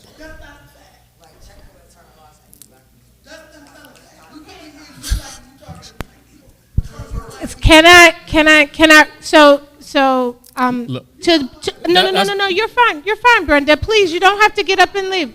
No, Brenda. Sir, what I would like to remind you of are the rules that the pastor set at the outset of this. I appreciate your opinion, right? But as you can tell, your comments have been a bit inflammatory. Well, that's and it's fine. All I'm asking you is just to be mindful of what the pastor says. Apologize if I upset someone. But thirdly, this is my question. So I specifically love the the license plate reader technology. I've been wishing for it for years. So the question is, can you give me a scenario? If my car was stolen right now, I would think the license plate reader technology would be able to help find that car. In addition to stolen cars, I think it would definitely help with Amber Alerts. Could you guys give me a scenario on how that would play out? Thank you. I can give you a specific scenario. As the commander of the 1st District, we had an Amber Alert where a mother threatened to harm herself and her children, and we were able to use license plate readers to track her from Cleveland, Ohio, over the border into Indiana, where Indiana sheriffs were able to safely approach her at a gas station, render aid to her to get her to the hospital for a mental health evaluation, and get the children into the custody of their grandma so they were safe and sound. If I could just really quickly on the other side, I don't know if for the car stolen, my mother kind of famously had her car stolen at the UH Valet last summer, and it was reported immediately. License plate readers did not help recover her car. Instead, what did was a neighbor who saw her car 5 days later up on a sidewalk within the city of Cleveland said, "I think I saw your car on the sidewalk." Technology doesn't always do exactly what we think it will do. But it didn't. So I love technology, and I love our law enforcement. I think that they are trying to do their job effectively. The challenge that we have is we need to wrap our arms around how is this stuff working and is it working well. So with ALPRs in particular, the chief of the Oakland Privacy Commission was pulled over, pulled out of his car, slammed against it based on an ALPR read that was incorrect, and in a pretty serious situation, accused of being a car thief when in fact he wasn't. So these technologies don't always work. They are getting better, but as Jonathan pointed out, when they get better, they create more surveillance. And to the earlier question around what else can we do to try to get at the issues that we all care about, gun violence and crime, the question that we need to be asking is, are these technologies the best way to do it, right? Is policing the best way to do it? And more often than not, the answer is no. We need police, absolutely. We need police, and we need some of these technologies tactically deployed to help us do policing when it's necessary, but that's not going to solve the problems. And then the question becomes, do we need to spend all this money on the sharp end of the symptoms of the problem, or should we be spending it more on tactics and issues that might get ahead of it and prevent it, right? I mean, I love what the police describe, but if we're talking about criminals, we're talking about the wrong thing, right? We're talking about people, and we need to help people not get in a position where they feel the need to commit crimes, and communities to avoid that. And surveillance technologies only ever deal with the end result, not with the problem. Hi, everyone. Thank you all for coming tonight. It's been very informative on both sides of the coin, so I appreciate that. I have two questions, one for each of the gentlemen on the left. If you don't mind, I'll ask the first one to you. And I'm sorry, I'm getting older. I can't read your name, so I apologize. In reference to Carpenter, you used a year as an example of data being held too long. Is 30 days something that's reasonable in your opinion? Because that seems like the longest that the CPD has mentioned. I heard 30 days, 30 hours. Is 30 days acceptable? If it's not, can you tell me what would be acceptable in your opinion? So it depends, how much time, what type of data, right? So how detailed is the data? You gotta kind of put it all in the mix, right? So ShotSpotter data, for example, doesn't tell us much about, who's in the community or what's going on in the community, just a gunshot. The real issue there is... We could use cameras. Yeah, cameras. So yeah, for, cameras. The Carpenter case said that, tracking someone's location for more than 7 days is definitely a search.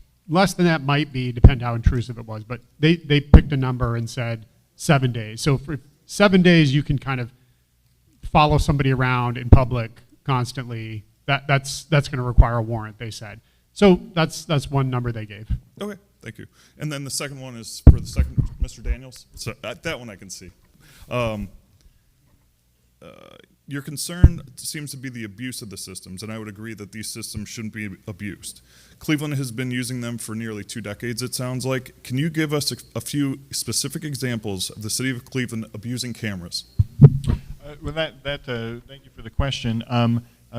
Part of the problem with trying to determine that is that we don't have laws that, for instance, require disclosure of that data, of publicly available audits, of things of that nature. My belief is that the overwhelming amount of law enforcement does not want to use this technology to surveil people and do bad things. The problem is when that does happen. And there are certain things sometimes that happen in society. Let's say outside forces. We can very much use 9/11 as an example, which is very much sort of, coincided with what has become this surveillance state. It was like technology intersecting with this very serious matter that understandably got people worked up. Look, I was in Manhattan on 9/11. I understand. And what you saw there was, protests after 9/11. You saw, law enforcement really ramp up its activities in a variety of ways. But so much of this is done, behind the scenes, behind closed doors. Many times you can get this through public records requests. That is, if you get this in a timely manner. Is there some big splash case like a major summer movie that says, oh, look, we uncovered this abuse that's going on that's just absolutely horrific, and we should all be legitimately shocked by it? I don't know of those types of cases, but I am worried about that type of thing happening. We do have a history, both in Cleveland and in Ohio and nationwide, of law enforcement using technology and tactics for the wrong reasons, and I don't think any of us want that to be repeated, and we can't stop it, but we can minimize it. When we talk about such things, is 30 days the appropriate amount of time? Should it be shorter? In some situations, should it be longer? I've read through an awful lot of police department and sheriff's office policies out there about this type of technology. I'll say quite frankly, and believe me, my job and my DNA is to be skeptical of government and police. That said, I've read through a lot of policies at the law enforcement level, and there's widespread agreement with people like the ACLU about what those policies look like. There's a lot of, not perfect, but a lot of decent policies out there. But it goes back to what I think is the fundamental problem. There's no laws or very little laws governing this. I think we can find a place where law enforcement, you're never going to get the ACLU of Ohio comfortable with this technology. That's just not going to happen. But we can also recognize that law enforcement can use this technology for non-controversial type situations, but let's put some parameters. Let's put some guardrails on here so it can't be abused in a way that does become a very real problem. So, is there some big, like, oh, look, yeah, let me show that, these files of these, horrific abuses of this type of technology. I'm not aware of that happening in Ohio, but I'm very concerned about the possibility that will happen. And is it too much? Is it such a wild idea to say, you know what, we need some laws in place to govern this, not just police policies? I don't think that's a huge ask. Yeah, thank you both for I just want to make sure that what you're saying, though, is the city of Cleveland has never abused one of the cameras, to your knowledge. Well, I don't, I'm not somebody who's poured through City of Cleveland, documents and technology, but, but I have skepticism, based on other experiences with police. It's just a yes or no question. That's it. So we have four people in line, and then that will be it. Please, if we could be as brief as possible. Being brief as possible, there's an array of surveillance shot, all type of technologies. The question is, oftentimes when you purchase with companies, someone's doing the analyzing of the data. My question is, not only the companies that you collaborate with, oftentimes, is there any, I'm talking to the city of Cleveland about all these different diversified technologies. is it any collaboration maybe with the FBI or other law enforcement agents besides yourself?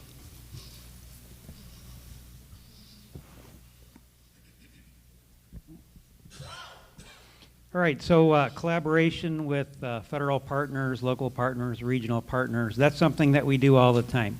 If you read the news and all the big cases that we cracked, very seldom is it Cleveland alone solving the case.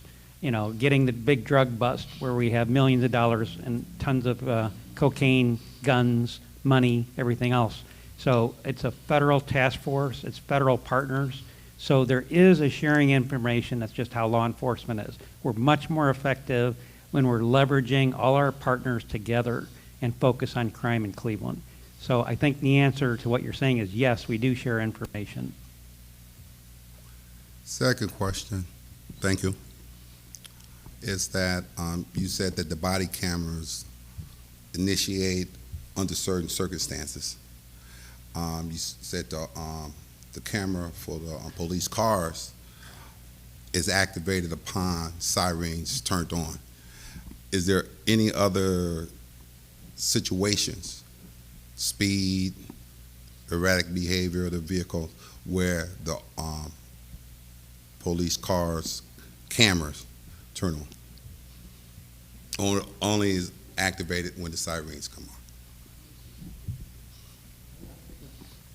So there are some different triggers that will cause them, and we talked about that earlier. It was the position on the light bar when the lights and sirens are on.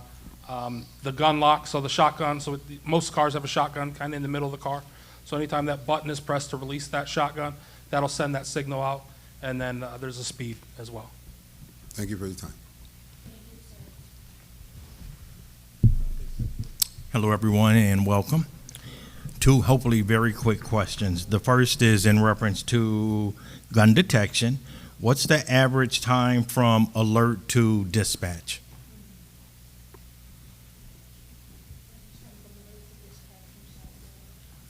It's instantaneous. As soon as we get the alert, it goes into our CAD system, which alerts our officers to respond to the scene. Okay. Second is,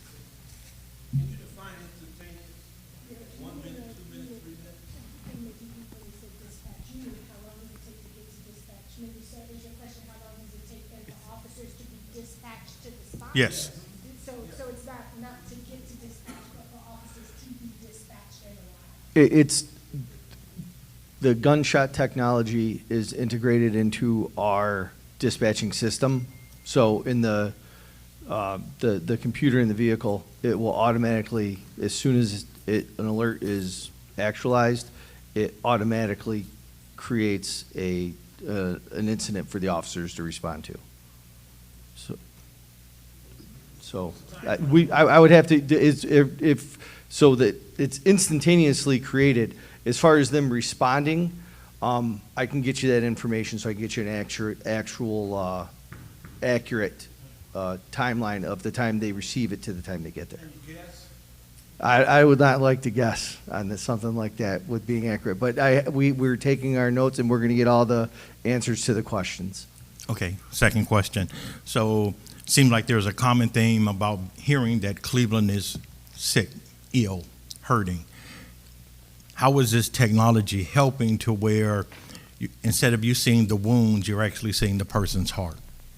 And instead of it being, what's wrong, how can I help you?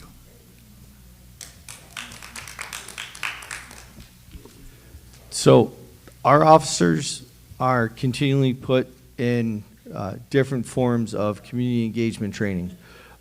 We have crisis intervention training, specialized crisis intervention training, and the officers you're seeing now, this is all they've known.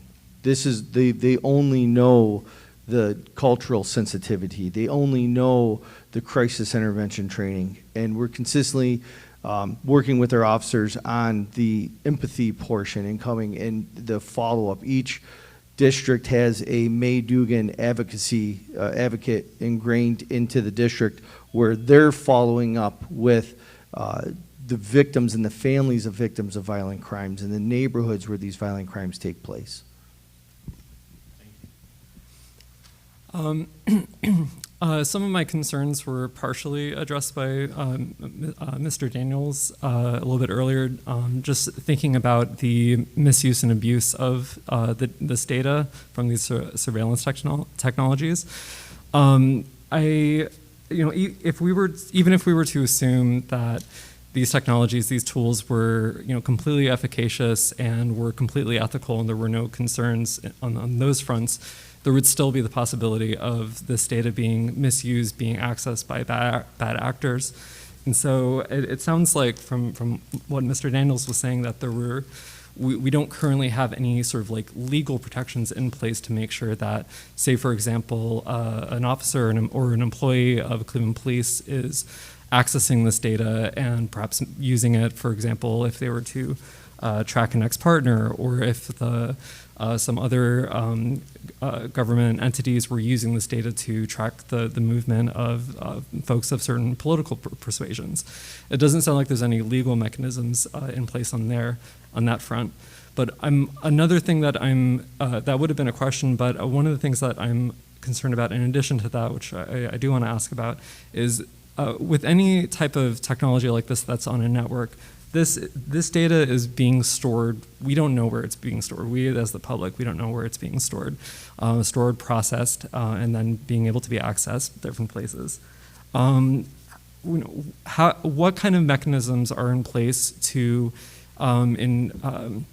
provide some level of insurance to the public?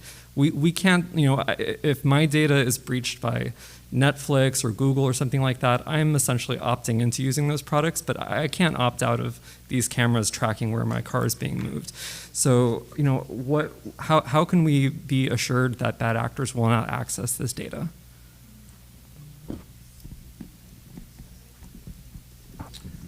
So as part of any technology contract, especially in these times, there are security ramifications built into these contracts where our vendors are held liable if there's data breaches that occur. One of the things that happened probably 2 years ago, Kronos, which does timekeeping for not only the city, but numerous cities around the country, they had a data breach and everybody's time information couldn't be entered for probably a good month or so. Those penalties kick in, and those penalties are costly. One of the things is we have our own cybersecurity team that looks at this type of infrastructure that we have in place. So not only do we store data in secure offsite cloud locations, we also have our own data centers that are secure. They go through security audits.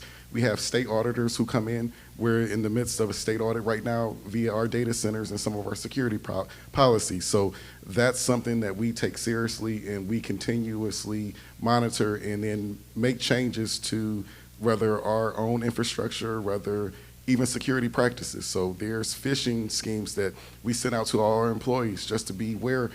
So employees who fall victim to these things go through additional training, because this time it was us, testing them. Next time it could be a bad actor who's then to get access to a network. So security is something we take very seriously as it relates to the data with all our systems, not just related to the Division of Police, but the entire city of Cleveland.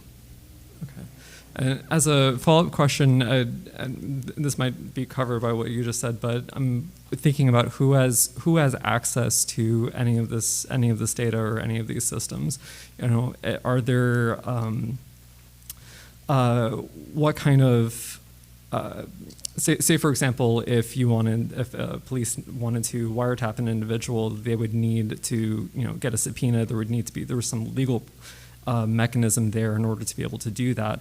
Is there anything of the sort for accessing this data broadly? Yeah, so the biggest thing is from our systems, there's always audit controls, there's always audit trails. So for instance, I'll use the body-worn cameras. As a patrol officer, I'm able to upload video, but I can't see anybody else's video. Then you may have somebody who's at a sergeant level who is able to see all the video of the folks who report to them. Again, everything is tracked in that system. So essentially, myself, if I log into the body-worn camera system, I watch a video, I typically put a note in the comment section that says, hey, I viewed this video for these reasons, because at any time, whether it's internal affairs, whether it's the chief's office, somebody can say, hey, Larry, why were you looking at this video? So there's audit trails, there's timestamps on all our systems, everything from video surveillance to body-worn cameras to our license plate reader system. So it's not that the officers have carte blanche just to log in and say, hey, I'm gonna, run these plates and do X, Y, Z. Again, as the commander mentioned and the DC mentioned, at some point, these folks will come up in disciplinary charges for misusing these systems. It's similar to the lead system. The state of Ohio has a lead system that if an officer goes in and says, hey, I'm gonna run my ex-spouse, and they don't have a just cause to do that, there's consequences. So those same protections are built into the systems that we deploy. Okay. Thank you. So I think that is the last of our questions. I want to thank you all for taking the time to ask such thoughtful questions. I really, really appreciate being in community always. If we could just give our, did you have something, Pete? I'm just going to close. I was just going to say, if we could give our participants a final round of applause. And I just want to second that on behalf of the commission. Oh. I apologize. If someone still had additional questions and you want follow-up, our public affairs officer here from the chief's office can entertain that, and he'll make sure the CPC gets the response and forward it to you. Okay. Sergeant Diaz, he's our public information officer for the Division of Police. Great, thank you for that. And I just wanted to say thank you to everybody who's here on the panel from the division and the great questions from the audience. And on behalf of the CPC, to thank you all. And also, we do have our executive director reminded me that we have a report from 2021 from a previous commission around surveillance technology. It's on our website. You can access that pretty easily. And other than that, just if I'm here, Director Goodrick is what? There's a survey for police pursuits that there's a QR code for it on Outside. the table outside. Yeah, so there's a QR code outside. You can check it out. You can fill out that survey. There's going to be another event on June 20th. The location to be determined, but it's around vehicle pursuits, police pursuits. And we're here right now. Feel free to talk to us or reach out to the staff after today. Right now, just me. The co-chair was here earlier. Yeah, just me. Executive director's here. We have 2 staff members here as well. Thank you. Thank you all.